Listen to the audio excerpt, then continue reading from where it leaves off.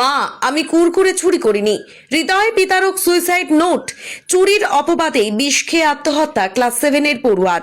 পাঁশকুড়ার গোসাইবের বাজারের কৃষ্ণেন্দু দাস 7ম শ্রেণীর ছাত্র রবিবার বাজারে কুরকুরে কিনতে বেরিয়েছিলেন। কৃষ্ণেন্দুর পরিবারের অভিযোগ যে দোকানে কৃষ্ণেন্দু গিয়েছিল সেদিন সেই দোকানে চিপস ছিল না। এমনকি দোকানদারকে বারবার ডেকেও সাড়া পায়নি কৃষ্ণেন্দু। দোকানের বাইরেই কুরকুরে চিপসের প্যাকেট পড়ে থাকতে দেখে কৃষ্ণেন্দু সেই প্যাকেট কুড়িয়ে নেয়। বাড়ি ফেরার সময় সেই দোকানের মালিক শুভঙ্কর দীক্ষিত, যিনি পেশায় সিভিক ভলেন্টিয়ারও বটে, মোটর বাইক নিয়ে ধাওয়া করে ওই নাবালকের পেছনে। কৃষ্ণেন্দুকে পাকড়াও করে চুরির অপবাদ দেয় এবং সর্বসমক্ষে বাজার এলাকায় কান ধরে উঠবোস করায় এবং মারধর করে। কৃষ্ণেন্দুর বাবা মার আরও অভিযোগ, সেই সময় কৃষ্ণেন্দু চিপসের দামও শুভঙ্করকে দেয়। ঘটনা প্রাথমিকভাবে শুনে নাবালকের মা ঘটনাস্থলে গিয়ে কৃষ্ণেন্দুকে শাসন করে এবং বাড়ি ফিরিয়ে নিয়ে আসে। চোর অপবাদ না সহ্য করতে পেরে একটি সুইসাইড নোট লিখে বাড়িতে থাকা কীটনাশক খেয়ে নেয় ওই নাবালক। তারপরই তাকে তমলুক মেডিকেল কলেজে ভর্তি করা হয়। আজ সকাল নাগাদ মারা যায় কৃষ্ণেন্দু দাস। ঘটনা জানতে পেরে ইতিমধ্যেই কান্নায় ভেঙে পড়েছে পরিবার। যদিও যার বিরুদ্ধে অভিযোগ সেই শুভঙ্কর দীক্ষিতের কোনো প্রতিক্রিয়া পাওয়া যায়নি। কোন রকম সিসিটিভি ফুটেজও দেখাতে রাজি হয়নি শুভঙ্কর। এক্ষেত্রে একটাই প্রশ্ন উঠছে, কিভাবে আইনের লোক হয়েও আইন নিজের হাতে তুলে নিলেন শুভঙ্কর? ঘটনায় শাস্তির দাবি তুলছে এলাকাবাসী। কি হয়েছিল একটু বলবেন?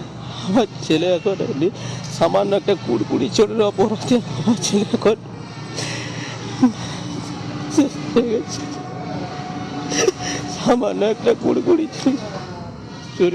চুরির অপরাধে কান ধরে তাকে উঠবুস করিয়েছে বলে আত্মহত্যা করে চেষ্টা করেছিল আমার ছেলে। আজ আমার ছেলে বাড়ি থেকে বেরিয়েছিল কুরকুরে কেনার জন্য। বাড়ি থেকে বেরিয়েছিল কুড়কুড়ে কেনার জন্য। দোকানদার নাকি দোকানে ছিল না। ও দুবার ডেকেছে দোকানদারকে, তারপরে রাস্তায় দেখে না কুড়কুড়িটা পড়ে আছে, উড়িয়ে পড়ে বাতাসে পড়ে আছে। ও কুড়কুড়িটা গুড়িয়ে নিয়ে পালিয়ে গেছে। ওকে তখন দোকানদার নাকি আবার বাড়াই, যখন ও দেখে একটা ছেলে কুড়কুড়ি নিয়ে পালিয়ে যাচ্ছে, ওকে দোকানদার পিছনে মোটর সাইকেল নিয়ে ধাওয়া করেছে। ধাওয়া করে ওকে ধরে নিয়ে ধরছে। ওকে বলছে যে তুই কুড়কুড়িটা আমার দোকান থেকে চুরি করে নিয়ে এসেছি।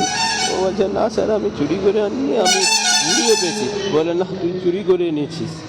বলে না, বলতে ওকে নাকি পয়সাও দিয়েছে। তখন দোকানের বলে চল দোকানে চল।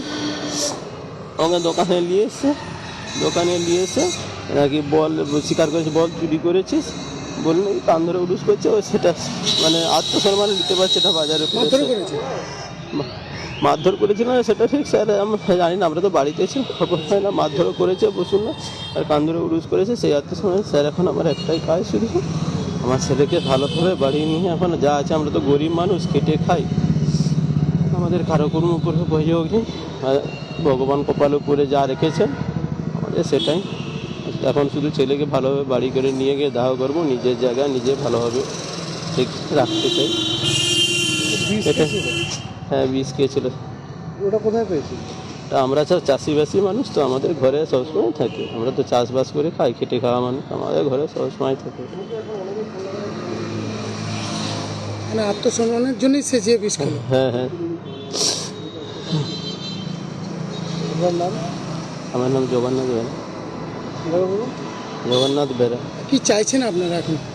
এখন আমরা চাইছি আমার ছেলে যেন ভালোভাবে এখন নিয়ে গিয়ে আমরা দাহ করবো। আমাদের এটাই, আমরা গরিব মানুষ, আমাদেরকে তো কারো কোনো উপরে অভিযোগ নেই।